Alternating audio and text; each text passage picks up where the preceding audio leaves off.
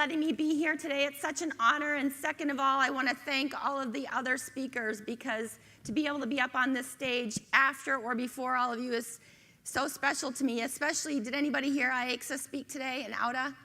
Both of them have been very good friends of mine for many years. We've seen each other at our worst and at our best, so to be able to, for all of us to share the stage this weekend, when I found out that all of us were talking this weekend, it actually brought a tear to my eye. So thank you all for allowing me to be here today. Second of all, any of the doctors in the room that heard Dr. Reekman speak about the NeuroLife Center, I want to share with you that I am getting care down there, and I don't mind to share my story with any of you. I'm not going to take a lot of time today to talk about it, but Dr. Longyear, I saw you. You're over there in the corner, right? Dr. Longyear's over there. He's taking really good care of me. I can't tell you enough how important it is for you to go down there and get checked. I don't care how often you're getting adjusted. Go down there and have them check out your neurology. It's amazing work. So I'll tell you a little bit about me. I've got 5 lessons to give you today. Anybody want to know 5? Why 5? Why 5? Anybody know what the number 5 is in Mandarin Chinese? Anybody? Wu? See? Wu, right? Everybody give me a woo. Woo! Okay, good. That's why it's 5. If you saw the movie Focus, you know why I picked that number, but that's why I picked 5. So I'm going to give you 5 lessons today, and then hopefully you'll go home with a little bit more than what you came with. So about me, I grew up on a dairy farm in Wisconsin, and I know that there's some people over here from Wisconsin. I started at Palmer. I graduated from Life. I transferred halfway through. I'm a 96 graduate of Life. I practiced in Tennessee for the first 10 years, and in 2007, I had a tragedy happen between me and my husband, who's now my ex-husband. We had a tragedy happen in our family, so we decided to sell that practice in 2007 and move back to the Midwest to be closer to family. So 2008, January 8th, we moved from Johnson City, Tennessee, back to Wisconsin. And for the first 6 months, we really didn't even know what we were going to do, because we were burnt out on everything, burnt out on life, and decided 6 months later that all we knew was chiropractic. So we were going to open up another chiropractic practice. A few months into the practice, my ex-husband and I, we were still married at the time, we couldn't get over the tragedy that we had gone through, and I was suicidal. So we've all heard different stories about fear this weekend, right? Well, what makes people suicidal is fear, right? The fear of not being able to overcome what they're going through. So I was suicidal. So I called up my mentor, Larry Markson, because I knew that if anybody in this world could help me, it would be him.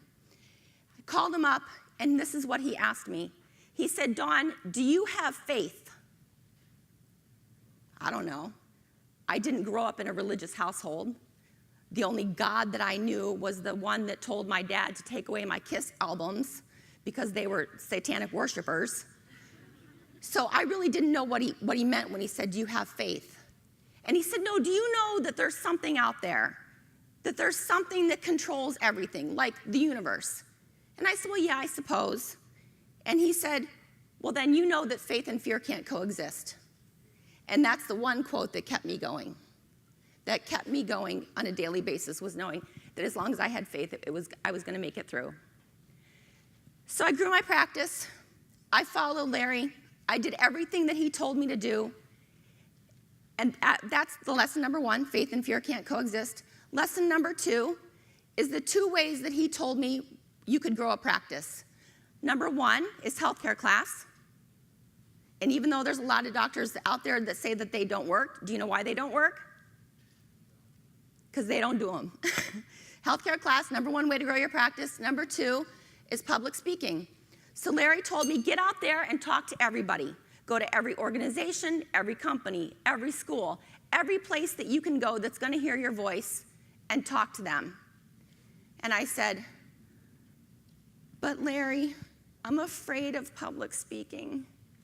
And he said, "Fear is for jerks." Lesson number 3, fear is for jerks. So I got over myself, and I went out and I started talking to every company that I could possibly speak to, but I didn't talk to them about chiropractic, because they had all the chiropractors want to come and talk to them about chiropractic. I talked to them about positive affirmations, personal development, goal setting, about creating a compelling vision. And that's number 4, creating a compelling vision. And that's how I learned to create everything that I wanted in my life, was by creating a compelling vision. Because if you believe it, you achieve it, right? If you see it in your mind, it appears in your life, right? So that's what I decided. I decided that I was going to create everything that I wanted. I created an affirmation for everything that I wanted. I knew I needed a new CA in my office. I created an affirmation. I created a visualization, started meditating on it. And then the last step was I started giving gratitude. Because we forget that step. We affirm, we meditate, we visualize, but then it happens for us, and we forget to say thank you. So the one thing that I want to share with you guys today is my biggest, most favorite visualization, meditation that I came up with a little bit of help from another one of my mentors, Rick Markson. And it's a meditation on how to bring new patients into your office. So I think it's great that we have a lot of students here today, because you can all take this with you, whether you're in first quarter, fifth quarter, 10th quarter, whatever. You can use this meditation to create anything that you want to in your life by just changing one little thing. So I want to know that everybody's in. Everybody in? Yes. We're going to do a little bit of a meditation today. So I'm going to put a picture on the screen, and you're going to look at it. I'm going to give you a little bit of time to look at the picture. All you got to do is stare at it for a few minutes, and then we're going to go through just a small meditation. Fair enough? Yes. Make sure you make note that the faucets and the sink are all golden. Everybody good with it? We all good? Yes? Close your eyes. You are standing in the waiting room or reception area, whatever you want to call it, of your office. The entire room is white. And in the corner, there stands a golden sink. And the faucets are golden. You slowly walk up to the sink and turn on the faucets. And instead of water coming out of the faucet, you have every perfect patient. They're the patients that pay, play, have fun, respect you, love chiropractic, believe in vitalism, show up on time, refer their friends, refer their families. They don't vaccinate their children. They believe in a drug-free life. They eat healthy, and they exercise, all flowing out, continually flowing out of the faucet. Now you press the button to make sure that the drain is open. And even though we like to ignore it, we all know that every once in a while we have one of those patients that comes into our office that we really don't resonate with. They really don't belong in a chiropractic office.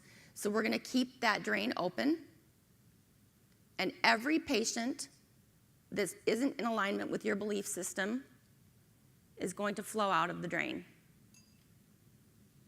And you have a continual flow of new patients, all the new patients that you want into your office.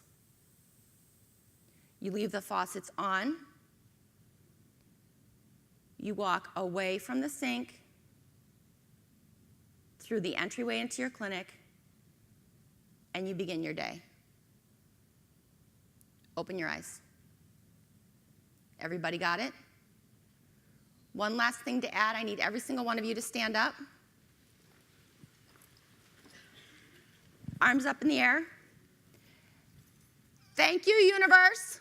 Thank you, universe. For all the new patients I want in my office. For all the new patients I want in my office. You can sit down.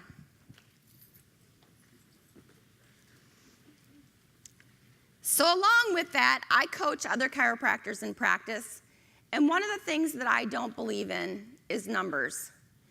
Because you can go from seminar to seminar to seminar to seminar, and all these different chiropractors talk about numbers. And I don't believe in numbers, because numbers just are numbers. What it's all about is helping one at a time. And if you believe you will achieve, they will come to you. Create it in your mind, create it in your heart, and whatever you decide you want in your life is going to come. Visualize it, affirm it, meditate on it, give gratitude for it before it even happens, and it'll come to you. So lastly, like Sharon said, I'm the Impact Tour Director at Life University. Go out there and make an impact on the world. That's what chiropractic does. Just do it. Thank you. Give me a whoa!